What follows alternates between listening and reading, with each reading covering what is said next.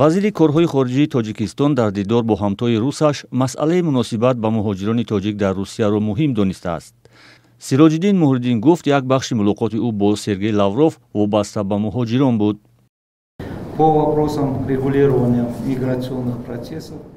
дар масъалаи танзими равандҳои муҳоҷират ҷониби Тоҷикистон изҳор дошт ки дар ҷараёни санҷишҳои нақшавӣ ва ғайри нақшавӣ бо муҳоҷирон тибқи қонун бархурд шуда ҳуқуқи озодиҳои бунёдии онҳо поймол нагардад.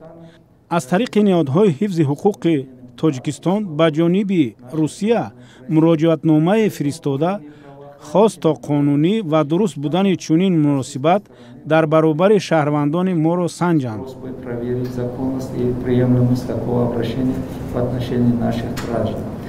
вазири корҳои хориҷӣ афзуд, ҷониби Тоҷикистон аз Русия хост гурӯҳҳои кории ниҳодҳои вобастаи муҳоҷират, ки солҳои ахир таъсис шудааст, фаъол карда шаванд.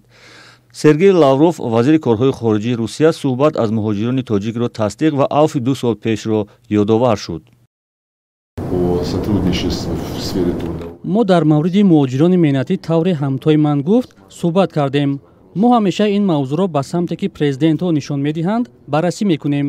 тақрибан ҳамеша мо хоҳиши авф кардани муҳоҷиронро қабул мекунем. авфи ахири муҳоҷирон 2 сол пеш буд. ба фикрам 120 000 муҳоҷир авф шуд, новобаста ба он ки онҳо қонунвайронкуниҳои маъмурӣ доштанд.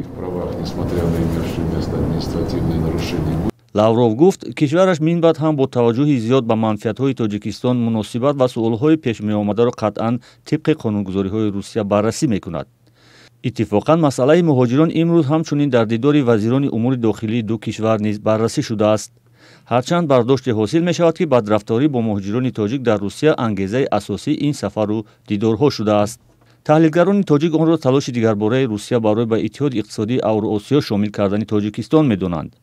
аз ин нигоҳ фишор ба муҳоҷирони тоҷик дар Русия низ бахше аз ин талош шумурда мешавад. Well, there's several reasons that the Russian Foreign Minister Sergei Lavrov is probably in Tajikistan. I mean, the first one is that возеҳ аст ки ҳоло Русия ба муттаҳидон эҳтиёҷ дорад. норозигӣ аз ҷанги Русия дар Украина зиёд аст ва Москав рафиқонаш дар ҷомеаи байналмилалӣ ва дар ҳама ҷойро аз даст медиҳад. Русия умедвор аст ки Тоҷикистон ба иттиҳоди иқтисодии Авроосиё шомил мешавад. membership in the Eurasian Economic Union, for whatever that's worth, it hasn't seemed to have made a lot of difference to این سفر یک جایه به اون وادار میکند که فکر کنیم که به هر حال لاوروف و وزیر کارهای داخلی روسیه میخواهند همون تأثیر بدی اون حادثه هایی که احمقی هایی که پلیس روس نسبت مهاجران تاجیک کرد همون کمی هم باشد ملایم کنند.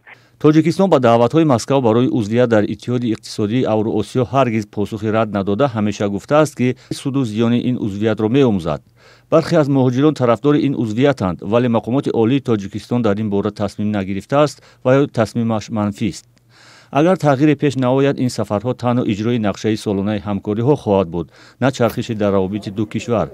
дар ҳоле ки Лавров бар пояи пайкараи Исмоили Сомонӣ гулчанбар мегузошт, тибқи хабарҳо боздошту тафтиш ва ҷаримаву ихроҷи муҳоҷирони тоҷик идома дошт.